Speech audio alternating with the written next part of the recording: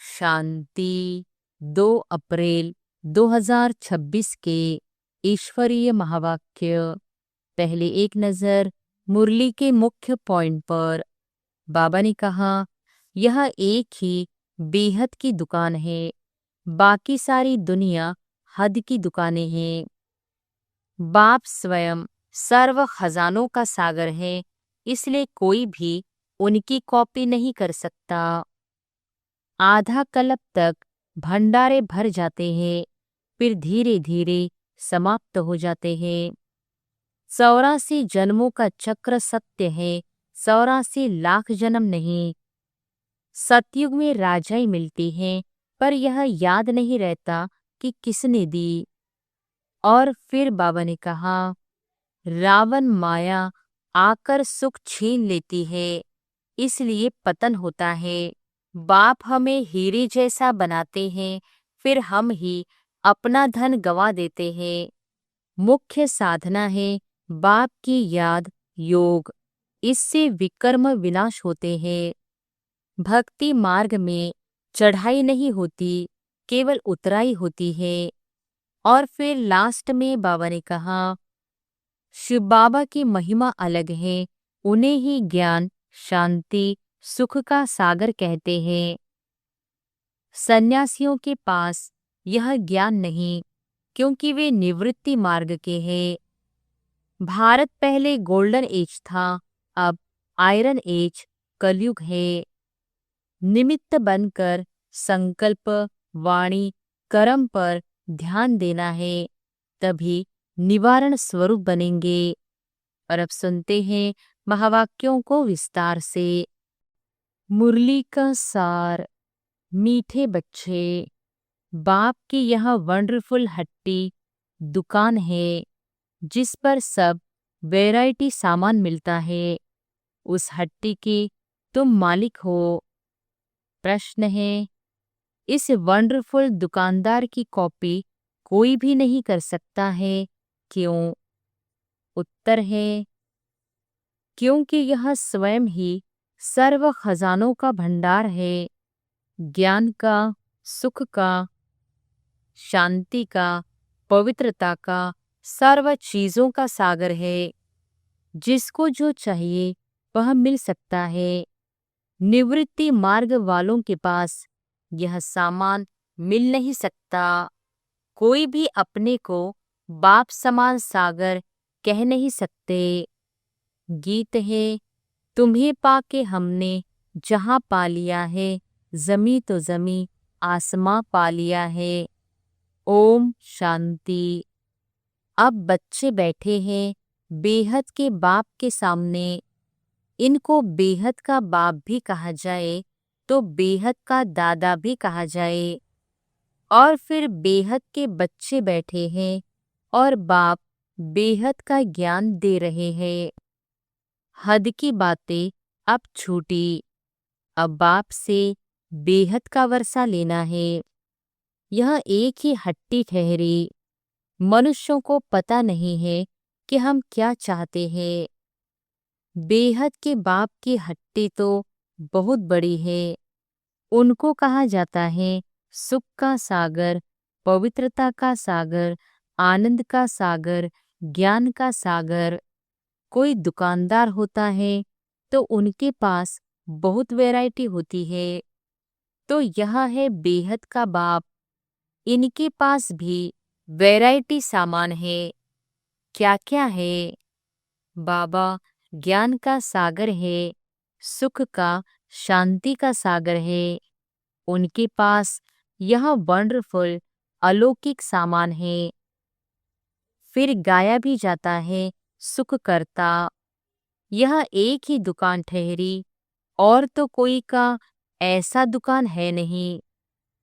ब्रह्मा विष्णु शंकर के पास क्या सामान है? कुछ भी नहीं। सबसे ऊंचा सामान है बाप के पास, इसलिए उनकी महिमा गाई जाती है। त्वमेव माताश्च पिता। ऐसी महिमा कभी किसकी गाई नहीं जाती। मनुष्य शांति के लिए भटकते रहते हैं। कोई को दवाई चाहिए, कोई को कुछ चाहिए। वह सब हद की दुकान है। सारी दुनिया में सबके पास हद की चीजें हैं। यह एक ही बाप है जिसके पास बेहद की चीजें हैं। इसलिए उनकी महिमा भी गाते हैं कि पतित पावन है, लिबरेटर है, ज्ञान का सागर, आनंद का सागर है। यह सब वैरायटी वक्खर सामान है। लिस्ट लिखेंगे तो बहुत हो जाएगी। जिस बाप के पास यह चीजें हैं तो बच्चों का भी हक है उन पर। परंतु यह किसकी बुद्धि में नहीं आता कि जब ऐसे बाप के हम बच्चे हैं तो बाप की चीजों के हम मालिक होने चाहिए। बाप आते भी है भारत में। बाप के पास जो सब चीजें हैं वे जरूर ले आएंगे। उनके पास लेने लिए तो जा नहीं सकते। बाप कहते हैं मुझे आना पड़ता है। कलब कलब कलब के संगम युग पर मैं आकर तुमको सब चीजें दे जाता हूँ। हम जो तुमको बखर देता हूँ वह फिर कभी नहीं मिल सकता। आधा कलब के लिए तुम्हारे भंडारे भर जाते हैं। ऐसी कोई अप्राप्त वस्तु नहीं रहती जिसके लिए पुकारना पड़े। ड्रामा प्लान अनुसार तुम सब वर्षा लेकर फिर धीरे धीरे सीढ़ी उतरते हो। पुनर्जन्म भी जरूर लेना पड़े। 84 जन्म भी लेना है। 84 का चक्र कहते हैं परंतु अर्थ नहीं समझते। 84 के बदले 84 लाख जन्म कह देते हैं।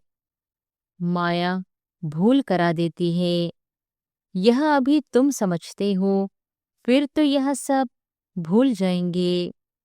इस समय बखर लेते हैं, सतयुग में राजाई करते हैं, परंतु उन्हों को यह पता नहीं रहता कि यह राजाई हमको किसने दी। लक्ष्मी नारायण का राज्य कब था।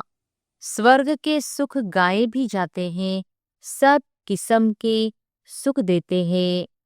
इससे जास्ती कोई सुख होता नहीं। फिर वह सुख भी प्राय लोप हो जाता है। आधा कल्प के बाद रावण आकर सब सुख छीन लेते हैं। किसको गुस्सा करते हैं तो कहते हैं तेरी कला काया ही खत्म हो गई है। तुम भी जो सर्वगुण संपन्न 16 कला संपूर्ण थे वह कलाएं सब खत्म हो गई है। एक बाप के सिवाय और कोई की इतनी महिमा नहीं है। कहते हैं ना, पैसा हो तो लाड़काना घूम कर आओ। तुम विचार करो कि स्वर्ग में कितना अकिचार धन माल था, अभी वह थोड़ी है। सब गुम हो जाता है। धर्म भ्रष्ट कर्म भ्रष्ट बन जाते हैं तो धन माल भी गुम हो जाता है, फिर नीचे गिरने लग पड़ते हैं। बाप समझाते हैं तुमको इतना धन दिया, तुमको हीरे जैसा बनाया, फिर तुमने धन माल कहाँ गवा दिया। अब फिर बाप कहते हैं कि अपना वर्षा पुरुषार्थ कर ले लो। तुम जानते हो कि बाबा हमको फिर से स्वर्ग की बादशाही दे रहे हैं और कहते हैं हे बच्चे मुझे याद करो तो तुम्हारे ऊपर जो कट है वह निकल जाए। बच्चे कहते बाबा हम भूल जाते हैं।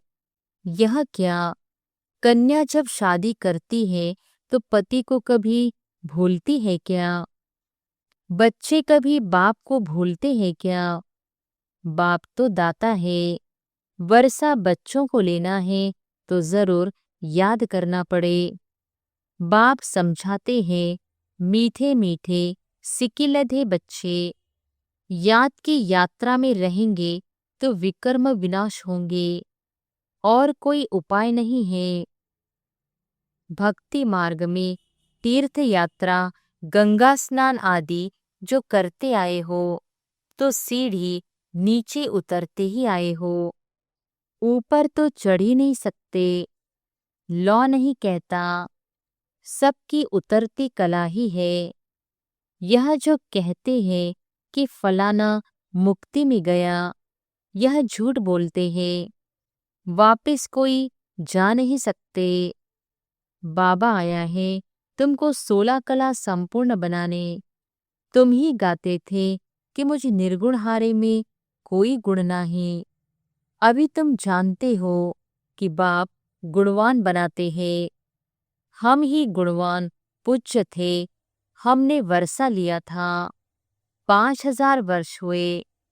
बाप भी कहते हैं कि तुमको वर्षा देकर गए थे। शिव जयंती, रक्षाबंधन, दशहरा आदि मनाते भी हैं। फिर भी कुछ समझते नहीं हैं। सब कुछ भूल जाते हैं। फिर बाप आकर याद दिलाते हैं, तुम ही थे, फिर तुमने राज्य भाग्य गंवाया है। बाप समझाते हैं, अब यह सारी दुनिया पुरानी जड़ी भूत है। दुनिया तो यही है। यही भारत नया था, अब पुराना हुआ है।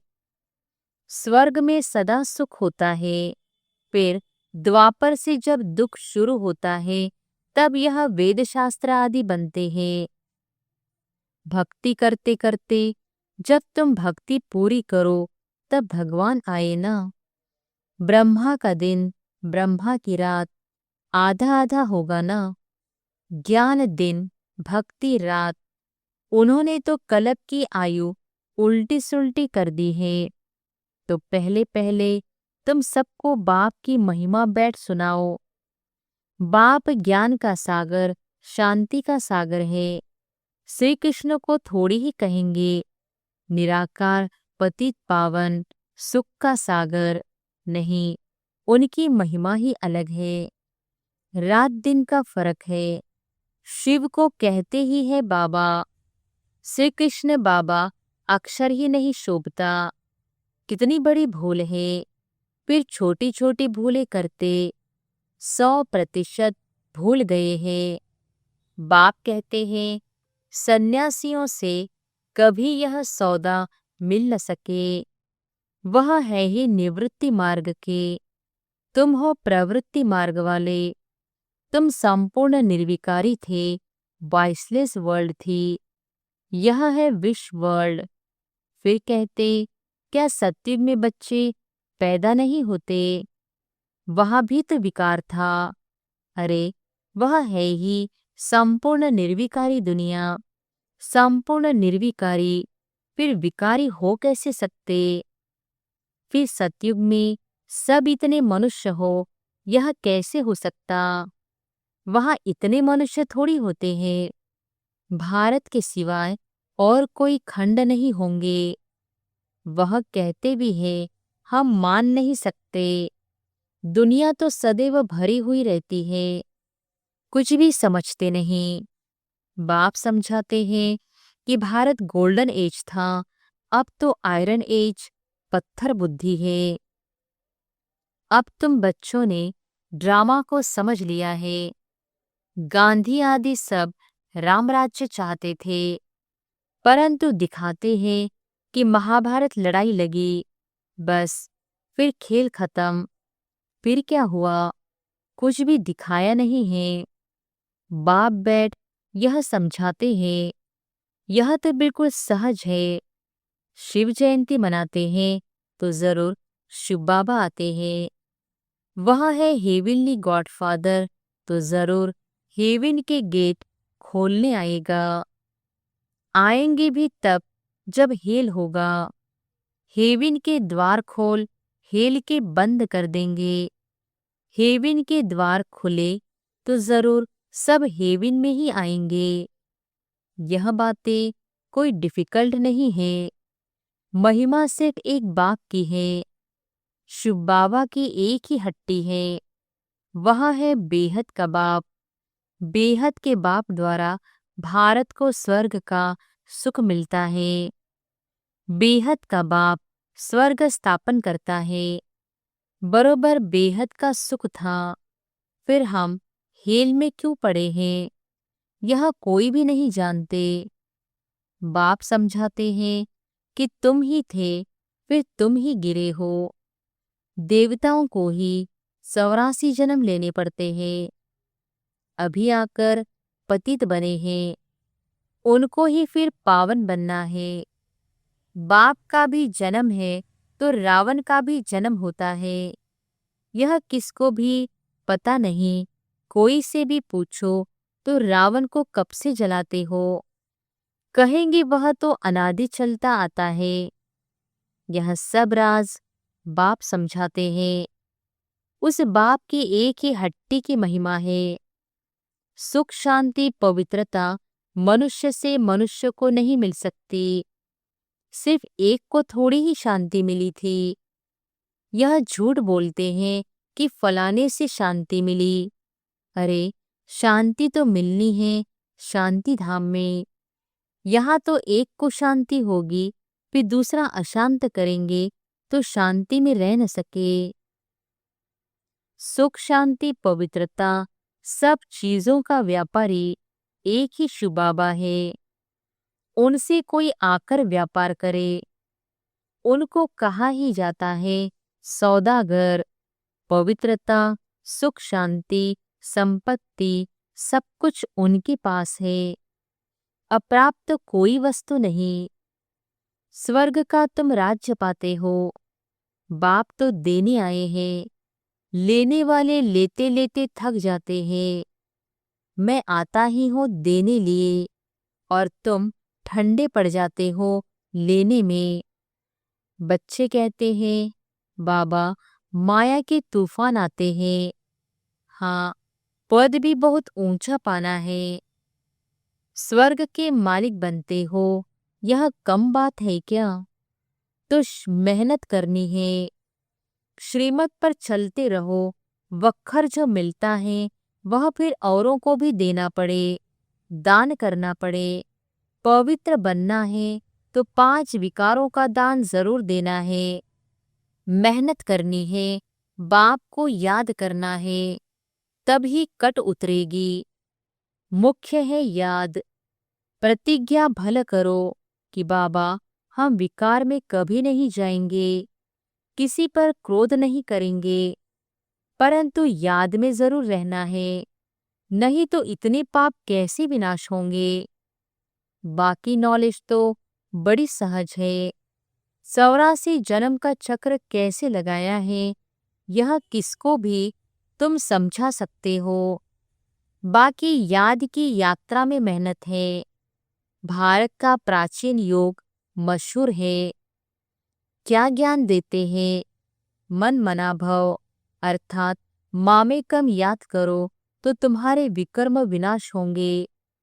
तुम गाते भी थे कि आप जब आएंगे तो और संग तोड़ एक संग जोड़ेंगे, तुम पर बलिहार जाएंगे, तेरे सिवाय और कोई को याद नहीं करेंगे। प्रतिज्ञा की है, फिर भूल क्यों जाते हो? कहते भी हैं हथ काटे दिल यार्डे। कर्मयोगी तो तुम हो। धंधा आदि करते बुद्धि योग बाप से लगाना है। माशुक बाप खुद कहते हैं तुम आशिकों ने आधा कल्प याद किया है। अब मैं आया हूँ, मुझे याद करो। यह याद ही घड़ी घड़ी भूल जाते हैं। इसमें ही मेहनत है। कर्मातीत अवस्था हो जाए तो फिर यह शरीर ही छोड़ना पड़े। जब राजधानी स्थापन हो जाएगी तब तुम कर्मातीत अवस्था को पाएंगे। अभी तो सभी पुरुषार्थी हैं। सबसे जास्ती मम्मा बाबा याद करते हैं। सूक्ष्म वतन में भी वे देखने में आते हैं। बाप समझाते हैं मैं इसमें प्रवेश करता हूँ, वह बहुत जन्म के अंत वाला जन्म है। वह भी पुरुषार्थ कर रहे हैं। कर्मातीत अवस्था में अभी कोई पहुंच नहीं सकते। कर्मातीत अवस्था आ जाए तो फिर यह शरीर रह नहीं सकता। बाबा तो बहुत अच्छी रीति समझाते हैं। अब समझने वालों की बुद्धि पर है। हेवनली गॉडफादर एक ही है, उनके पास ही ज्ञान का सारा बख्तर है, वही जादूगर है, और कोई से सुख शांति पवित्रता का वर्षा मिल न सके। बाप बहुत अच्छी रीति समझाते हैं, बच्चों को धारण कर और धारण कराना है। जितना धारणा करते हैं उतना वर्षा लेते हैं। दिन प्रतिदिन बहुत तरावटी माल मिलता है। लक्ष्मी नारायण देखो कितने मीठे हैं, उन जैसा मीठा बनना चाहिए। अच्छा, मीठे मीठे सिकिलधे बच्चों प्रति माता पिता बाप दादा का याद प्यार और गुड मॉर्निंग। रूहानी बाप की रूहानी बच्चों को नमस्ते। और कोई भी सत्संग में ऐसे कहते हैं क्या? यह हमारी बिल्कुल ही नई भाषा है जिसको स्पिरिचुअल नॉलेज कहा जाता है। अच्छा, धारणा के लिए मुख्य सार। पहली पॉइंट, बाप द्वारा जो सुख शांति पवित्रता का वक्र मिला है वह सबको देना है। पहले विकारों का दान दे, पवित्र बनना है, फिर अविनाशी ज्ञान धन का दान करना है। दूसरी पॉइंट, देवताओं जैसा मीठा बनना है। जो बाप दादा से प्रतिज्ञा की है उसे सदा याद रखना है और बाप की याद में रहकर विकर्म भी विनाश करने हैं। वरदान है, निमित्तपन की स्मृति द्वारा अपने हर संकल्प पर अटेंशन रखने वाले निवारण स्वरूप भव। निमित्तपन की स्मृति द्वारा अपने हर संकल्प पर अटेंशन रखने वाले निवारण स्वरूप भव। निमित्त बनी हुई आत्माओं पर सभी की नजर होती है, इसलिए निमित्त बनने वालों को विशेष अपने हर संकल्प पर अटेंशन रखना पड़े। अगर निमित्त बने हुए बच्चे भी कोई कारण सुनाते हैं तो उनको फॉलो करने वाले भी अनेक कारण सुना देते हैं। अगर निमित्त बनने वालों में कोई कमी है तो वह छिप नहीं सकती, इसलिए विशेष अपने संकल्प, वाणी और कर्म पर अटेंशन दे, निवारण स्वरूप बनो। स्लोगन है, ज्ञानी तो आत्मा वह है जिसमें अपने गुण व विशेषताओं का भी अभिमान न हो। ये अव्यक्त इशारे महान बनने के लिए मधुरता और नम्रता का गुण धारण करो। मधुरता का गुण जीवन में तब आएगा जब अपने व दूसरे की बेटी को न देख अंदर के संस्कारों को सरल व नम्र चित्त बनाएंगे। सरल चित्त आत्मा का गुण है ही मधुरता। उनके नयनों से मधुरता, मुख से मधुरता और चलन से मधुरता प्रत्यक्ष रूप में देखने में आती है। मधुरता और नम्रता, इन दो विशेष धारणाओं से सदा विश्व कल्याणकारी महादानी वरदानी बन जाएंगे और सहज ही स्नेह का सबूत दे सकेंगे। अच्छा, ओम शांति।